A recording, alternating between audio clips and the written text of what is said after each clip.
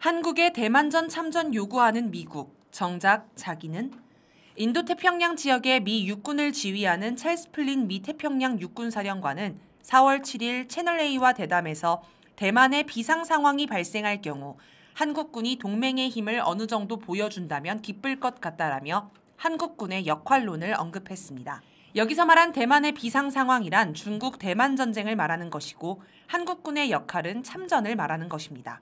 플린 사령관은 4월 3일 일본 도쿄 주재 미국 대사관에서 가진 기자회견에서 동남아시아 전역에 걸친 중국군 활동에 관해 무책임한 행동이라고 지적하며 중국의 교활한 군사력을 우려한다고 비난하기도 했습니다.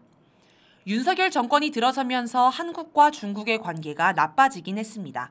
그러나 한국은 중국과 전쟁을 할 적대 관계가 아니고 대만과 동맹 관계도 아닙니다. 중국 대만 전쟁에 참전할 이유가 전혀 없습니다. 그런데 미국이 중국 대만 전쟁에 한국군이 참전하도록 요구한 것입니다. 정말 무책임한 요구입니다.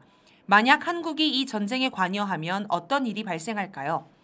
한국군이 전쟁에 참전하면 중국은 곧바로 한국을 공격할 것입니다. 중국은 핵과 미사일을 모두 가진 전략국가이고 통상 군사력에서 세계 3위로 꼽히는 나라입니다. 중국은 우리나라와 거리상 멀지도 않습니다. 만약 중국이 우리를 공격하게 되면 우리는 상상 이상의 큰 피해를 보게 될 것입니다. 북한이 올해 초 발표한 새로운 대남 정책도 중국의 한국 공격에 영향을 줍니다. 예전에는 북한이 한국을 동족, 동포라고 하였고 남북은 하나의 나라라고 했기 때문에 중국이 한국을 공격하려고 해도 북한의 눈치를 봐야 했습니다.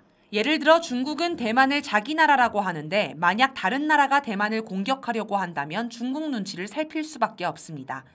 그런데 중국이 대만을 자기 나라와 완전히 다른 별개 국가라고 한다면 대만을 공격할 때 중국 눈치를 볼 필요가 없어집니다. 마찬가지로 북한이 올해 초 한국을 적대적인 교전국 관계라고 규정했기 때문에 중국은 북한 눈치를 보지 않고 즉시 한국을 공격할 수 있게 되었습니다. 한국이 중국 대만 전쟁에 참전하면 북한도 참전할 것입니다.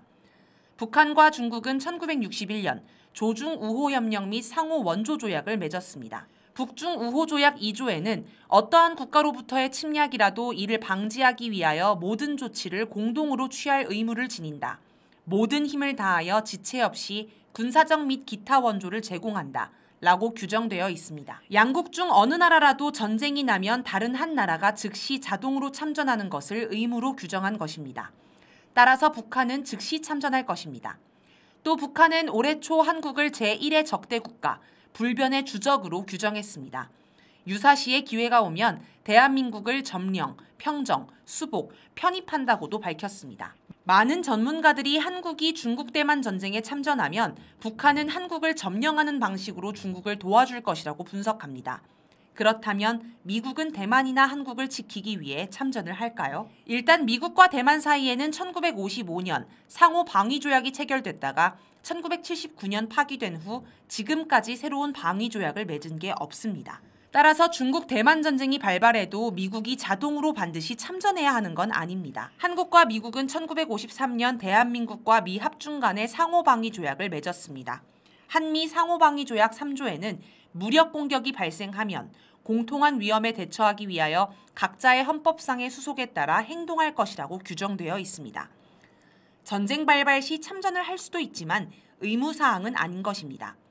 최근 미국이 수행한 전쟁들을 보았을 때 과연 미국이 참전할지 의구심이 듭니다. 미국은 아프가니스탄 전쟁에서 패한 이후로 직접 전쟁에 참여하기보다는 뒤에서 지원하는 대리전 형태로 전쟁을 수행하고 있습니다. 우크라이나에서도 미군을 파병하지 않고 지원만을 했습니다. 동맹이나 친미 국가의 전쟁이 나도 전면적인 병력 투입을 하지 않고 정보와 물자, 무기만 지원하겠다는 미국의 전략을 진보적 가치 전략이라고 합니다. 이에 따라 중국 대만 전쟁이 발발하더라도 미국은 참전하지 않을 가능성이 높고 이 전쟁이 한반도로 번지더라도 미국은 참전하지 않을 수 있습니다. 미국이 북한과 전쟁을 할 경우에 북한은 미국의 본토로 핵미사일을 날리겠다고 했습니다.